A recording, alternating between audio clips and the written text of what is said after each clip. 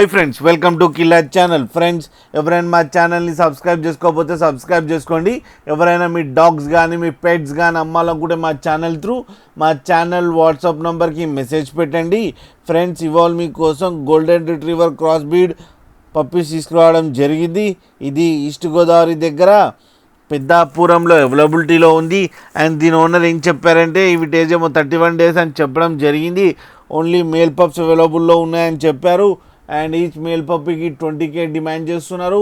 And రేట్లో స్లైట్గా negotiable ఉందని చెప్పడం జరిగింది.